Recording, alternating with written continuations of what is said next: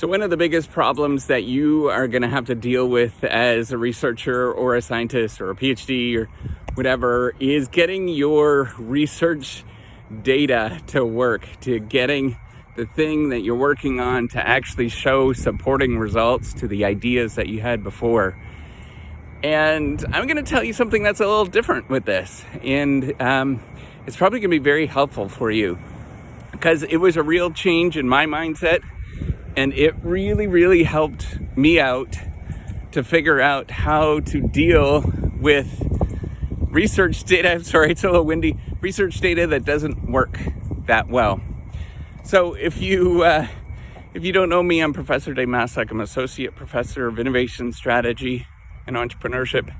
And I created this whole reciprocity project to give back as much as I possibly can. There's so many people to help me out that I wanted to pay the favor for it to help you out. So this is a real problem for most researchers that you will, and especially when you start out in research, you will feel like your research data doesn't work. And it rarely will work the way that you intended it to. And so what I've actually learned is to pre-plan a lot of stuff up front. And then as you pre-plan that stuff, you just kind of think about, this is the way that I'm actually going to do this thing. And then you just simply execute on that thing. You do it you do it methodically, but you do it very quickly. The actual analysis, the data collection and all that kind of stuff goes relatively quickly when you do a lot of the pre-planning up front. And then if you get results that don't support or don't look the way that they're supposed to look, you just simply accept the way that they are. And you just say, that's the way that the world is. Oh my God, that's a crazy thing that the world works that way. I never thought about that. I would never have guessed that the world would work that way. So this is the moment where you get some insight on the world, because much of the science that we have that's existing, that you're building on, a lot of it is actually wrong. And our job, well, a lot of it's right.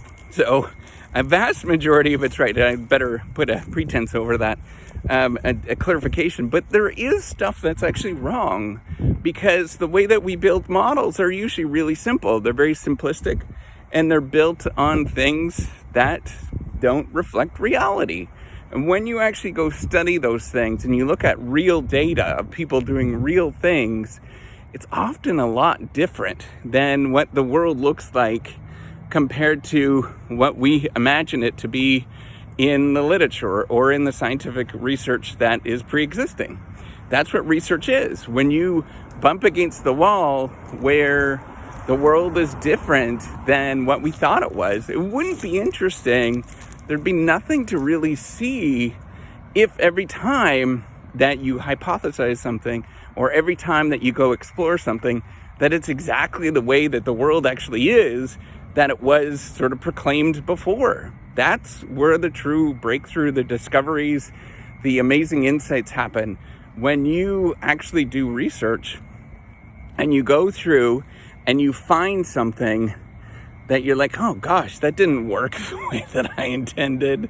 When that happens, that is when you actually just write it up as it is. Now, sometimes what's going to happen in the scientific research process is you can't necessarily write it up the way that sort of goes on. And it's a bit of a pity in terms of how we do this at this moment. And I think we're in the process of changing it.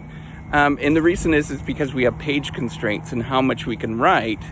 So what we end up doing as scientists and researchers is we go back and we have to think about, well, how do we craft a story so that other people can kind of get those insights that we have without going through all of the mess that we went through to actually get there. Because that entire process of getting there is very, very messy. And you had to struggle with a lot of stuff. And it's not straightforward. It's not clear. And you just don't want to talk about that kind of stuff because it's just overwhelming for people, right? So the real world is overwhelming and complicated. And so you have to actually tell a bit much more simplistic story to get your point across. It's like if you are a a comic book writer, and you're trying to tell the story of a hero. If you tell the story of what actually goes on with the hero in the day-to-day basis, that they get up in the morning, they have their cereal, they walk to the bus, and they do all these kind of mundane things, it gets really boring to tell that story, and people are soon missing your point, and they're like, this is a really dumb story. Why would I ever read this comic book when it's all really mundane and really boring? So you need to get to the point quicker. And so that's where you have to go back and frame and think about what you're actually doing, and think about, oh, okay, so this research that we have before is not necessarily correct. And so how do we actually frame this so that it goes through and we can actually redo this and think about it in a different way? And now some people might say that that's kind of like harking, so hypothesizing after the results are known. It kind of is, but it kind of isn't. It's reflecting, it's actually abduction. And I think the scientific process is much more closer to abduction than the sort of deductive way that a lot of people think it is, where we kind of have a mix between, looking at the world and, proposing the way the world actually works, and then seeing how the world actually works and thinking about that.